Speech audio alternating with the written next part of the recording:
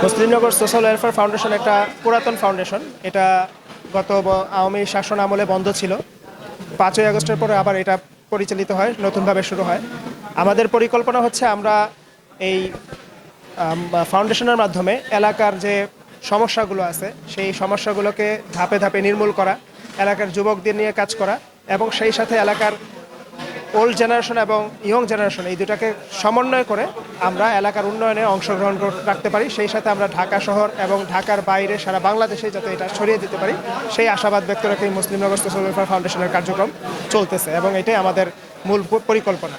আসলে আমাদের সমস্যা তো অনেক, আমাদের নগর জীবনের সমস্যা অনেক। এই ক্ষেত্রে আমাদের নিজেদের কিছু দায়িত্ব আছে।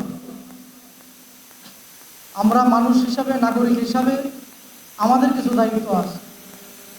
দেখেন, বর্ষার সিজন আসলে আমাদের যে ড্রেন এবং আমাদের যে খালগুলো আছে সেগুলো অনেক সময় ভরাট হয়ে এই পানিগুলো বাসা বাড়িতে এসে পড়ে।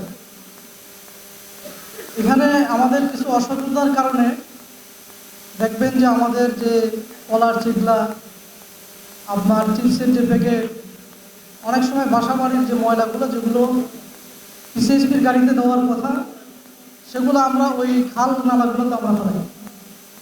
দিন শেষে ওগুলা 2-3 স্তরে ময়লায় ভরাট হয়ে সেগুলোই আমাদেরকে পরে আবার বর্ষার সিজনে এসে আমাদেরকে কষ্ট দেয়। তো এই জায়গাটাতে যদি আমরা একটা নাগরিক সচেতন আমরা যদি গড়ে তুলতে পারি, তারপরের যে দায়িত্বটা সেটা সিটি কর্পোরেশনের যে বর্জ্য বিভাগ আছে, পরিচ্ছন্নতার যে বিভাগ আছে, সংশ্লিষ্ট যে কর্তৃপক্ষ আছে, তারপর ওনারা ওনাদের দায়িত্ব পালন করবেন। এই দায়িত্ব পালনের ক্ষেত্রে যদি ওনারা অবহেলা করেন তাহলে আপনারা ছোট্ট করে একটা চিরকুট দিবেন। সেটা প্রথমে আঞ্চলিক নির্বাহী বরাবর দিতে পারেন। ওইখানে যদি কাজ না হয় আপনারা সরাসরি প্রশাসক বরাবর আপনারা দেখা করতে পারেন। এই ক্ষেত্রে যত ধরনের সহযোগিতা আছে ইনশাআল্লাহ আমি আপনাদেরকে করবো সাথে থেকে।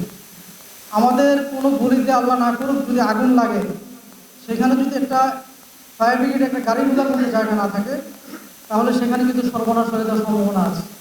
আমাদের জরুরি মুহূর্তে একটা রুগী আনার জন্য একটা অ্যাম্বুলেন্স ঢোকার জন্য যে পরিমাণ রাস্তা প্রশস্ত দরকার, ওই রাস্তাগুলো প্রশস্ত আছে কিনা, এগুলো কিন্তু নাগরিক হিসাবে আমরা যারা হাইরাইজ বিল্ডিং করি, বড় বড় ভবন করি, আমাদের দায়িত্ব যায় ওই পরিমাণ জায়গা আমি আমার দিক থেকে আমি ছেড়ে নিচ্ছি কিনা। আমাদের এলাকাতে অর্থাৎ 65 নম্বর ওয়ার্ডের বিভিন্ন জায়গায় গলিতে গলিতে যেসব জায়গাগুলোতে চাঁদাবাজি বা ছিনতাই হতো, এটার উল্লেখযোগ্য একটা কারণ হলো প্রত্যেকটা গলি অন্ধকারাচ্ছন্ন। আমার পরামর্শ হলো আমরা যদি প্রত্যেকের বাড়িতে যদি একটা বাড়ির চারকোনায় যদি আমরা লাইট লাগাই দিই, যারা সন্ত্রাসী কার্যক্রম করতেছে বা মাদক সেবন করতেছে, যেটাই করতেছে, যেখানে আলো পাবে ওইখানে তারা থাকবে না। তো আমার পরামর্শ হলো তাদের সাথে আমার মারামারি দরকার নাই। আমরা যদি প্রত্যেকের বাড়ির চারকোনায় যদি আমরা লাইট লাগাই দিই, আলোকিত করে দিই, অটোমেটিক তারা দূর হয়ে যাবে। এটাই বাস্তবতা।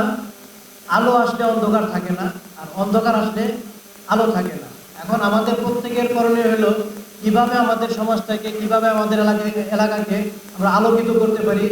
এই চিন্তা যদি আমরা মাথায় নেই এবং এই চেষ্টা যদি আমরা সবাই ফিকির করি, তাহলে আশা করি আমরা সামাজিক যে নিরাপত্তার যে আলোচনা আসছে এটা দূর হয়ে যাবে ইনশাআল্লাহ। নির্দেশনামূলক বক্তব্য দিচ্ছেন, এরপরে আমাদের আর কোনো এই ব্যাপারে আর কোনো কথা বলার মতো আমার কাছে মনে হয় আর কিছু আছে বলে মনে হয় না। সে কাজে উনি খুব সুন্দর বক্তব্য দিচ্ছেন, আমাদের সমস্যাগুলি তুলে ধরছেন। কাজে এই সমস্ত সমস্যাগুলি যদি আমাদের নিরসন হয় তাইলে আমাদের আর কিছু থাকে না। সমাজে যুবকরা এগিয়ে আসে, এই সমাজকে কোনোদিন দাবিয়ে রাখতে পারে না। ইনশাল্লাহ আগামী দিনে আমাদের যেই অপূরণীয় সমস্যাগুলি সমাধান হয়ে যাবে। আমরা একটা নতুন বাংলাদেশ গড়ার পরিবর্তনের চ্যালেঞ্জের সম্মুখীন হয়েছি। বাংলাদেশের সর্বত্র, সর্বস্থানে, সর্বসেক্টরে ইনশাআল্লাহ পরিবর্তন সুনিত হবে। আর আমরা আমাদের সেই কলুষময় জীবন যাপন করতে আগ্রহী নই। আমরা স্বপ্ন দেখছি একটি সুন্দর, একটি কল্যাণময় সমাজে নাগরিক অধিকার নিয়ে বেঁচে থাকার স্বপ্ন দেখছি। আমাদের এলাকায় বিভিন্ন সামাজিক কর্মকাণ্ডের মাধ্যমে যে আমরা এই কাজগুলি করে থাকে, এরা যে উদ্যোগ নিয়েছে তাদেরকে যদি আপনি সর্বাত্মক সহযোগিতা করেন তাহলে আশা করি ওদের উদ্যোগটা সাফল্যমণ্ডিত হবে। 5 আগস্ট পরবর্তী বাংলাদেশের দিকে যদি আমরা তাকাই, তাহলে আমরা দেখব যে রাষ্ট্রের প্রধানমন্ত্রী থেকে শুরু করে বাইতুল মোকাররমের ইমাম পর্যন্ত পালিয়ে গেছে। তো যারা আমাদের নিরাপত্তার দায়িত্বে ছিল তারা আজকে বাংলাদেশে নেই। কেন? বিগত 54 বছর ধরে বাংলাদেশকে যারা শাসন করেছে তারা মূলত আমাদেরকে প্রকৃত সুশাসন দিতে ব্যর্থ হয়েছে।